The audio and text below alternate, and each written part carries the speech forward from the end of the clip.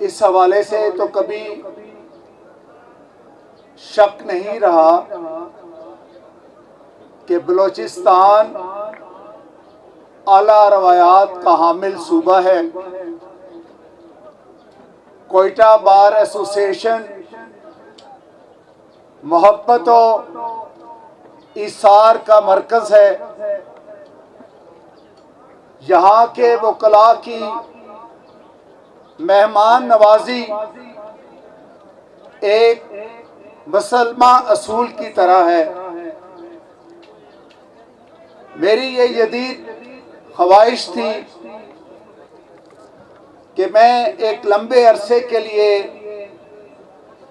یہاں پر آتا اور صوبہ بلوچستان کی مختلف بار ایسوسیشنز کا دورہ بھی کرتا، لیکن وقت کی نزاکت ایسی رہی کہ 1 مئی کو پاکستان کی تاریخ میں پہلی مرتبہ NIRC نے ایک انیشیٹو لیتے ہوئے ایک انٹرنیشنل لیبر ڈے پر ایک انٹرنیشنل کانفرنس کا انعقاد کر رہی ہے، جس کی بنا پر میری اور میرے اسلام آباد میں موجود تمام ساتھیوں کی بے حد مصروفیت ہے۔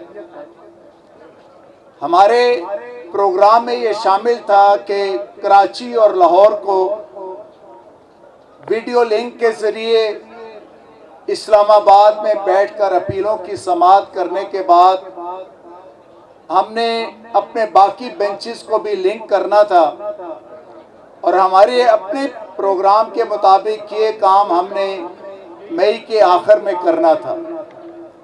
لیکن ایک دن مجھے برادر محترم عبدالغنی مینگل صاحب کا فون آیا اور انہوں نے کہا کہ موجودہ حالات کے تناظر میں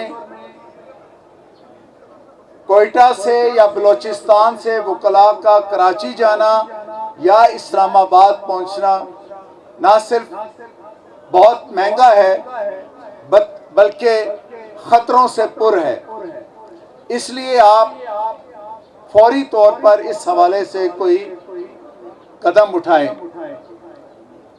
ہم نے وار فوٹنگ بیسس کے اوپر ان کی اس اپیل پر لبیک کہتے ہوئے ہم نے اپنی IT کے ہیڈ کو یہاں پر بھجوایا اور کہا کہ یہ کام فوری طور پر کیا جائے۔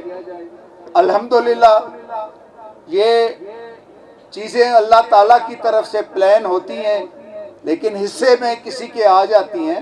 یہ بہت عرصے سے شاید یہ کاوشیں جاری تھیں، یہ مطالبات بھی جاری تھے، یہ خواہش بھی پائی جاتی تھی کہ یہ سہولت جو ہے لیٹیگنٹس کو، وکلاء کو اور جو بھی ہمارے پاس فریق کی حیثیت سے پیش ہوتے ہیں ان تک یہ سہولت پہنچے۔ لیکن اللہ تعالیٰ نے یہ اعزاز عبدالغنی مینگل صاحب کے حصے میں لکھا ہوا تھا، اور ان کی کاوشوں کی وجہ سے یہ آج ممکن ہوا کہ آج سے باقاعدہ بلوچستان سے فل بینچ کی اپیل کی سماعت کا آغاز ہو گیا۔ جب آج ہم کورٹ روم میں گئے تو یہ ایک عجب نظارہ تھا کہ ہمارا فل بینچ اسلام آباد میں بیٹھا ہوا تھا، اپیلانٹ کے کونسل کراچی سے اپنی معروضات پیش کر رہے تھے، اور ریسپونڈنٹ کے وکیل جناب مرزا صاحب کوئٹہ سے اپنی بحث کر رہے تھے۔ مجھے یقین کریں، میں احساس تشکر کے ساتھ میں نے اللہ کا شکر ادا کیا کہ یا رب العالمین تیرا لاکھ لاکھ شکر ہے کہ تو نے مجھے ذریعہ بنایا کہ میں یہاں پر لوگوں کو، لیٹیگنٹس کو اور اپنے وکلاء کو سہولت فراہم کر سکوں۔ اور میں یہ اللہ سے ہی دعا کرتا ہوں کہ اللہ تعالیٰ اس کو میرے ساتھی عبدالغنی مینگل اور NIRC کی ٹیم کے لیے صدقہ جاریہ بنا دے۔ انشاءاللہ ہمارے پیش نظر یہ ہے کہ ہم نے NIRC کو پاکستان کا سب سے جدید ادارہ بنانا ہے۔ ہم فائلنگ کا سسٹم لے کے آ رہے ہیں۔ آپ اپنے گھر میں بیٹھ کر بھی ایک وقت آئے گا کہ آپ اپنے گھر میں بیٹھ کر بھی بحث کر سکیں گے۔ آپ کو کورٹ پریمیسز میں بھی آنے کی ضرورت نہیں پڑے گی. آپ اپنے گھر میں بیٹھ کر اپنی پٹیشن، اپنی اپیل فائل کر سکیں گے. آپ اپنے گھر میں بیٹھ کر مصدقہ نقول حاصل کر سکیں گے. ہم اس طرف انشاءاللہ تیزی کے ساتھ بڑھ رہے ہیں، اور بہت زیادہ ہم نے اس کام کے نتیجے میں جو سب سے بڑا ہوا کہ ہماری اولڈ کیسز کی پینڈنسی 80% کم ہوئی، اور ہماری فریش انسٹیٹیوشن 200% انکریز ہوئی ہے، جو اس بات کا اشارہ ہے کہ لوگوں کا NIRC کے اوپر اعتماد بڑھا ہے، لوگوں کی توقعات بڑھی ہیں، لوگوں کو یہ یقین ہونے چلا ہے کہ ہم اس فورم میں اب جائیں گے تو ہمارے کیسز سالہ سال تک پینڈنگ نہیں رہیں گے. اب ہم ان کے پاس آئیں گے تو ہماری داد رسی ہو سکے گی. اب ہم ان کے پاس پہنچے ہیں تو ہماری اشک شوئی ہو سکے گی.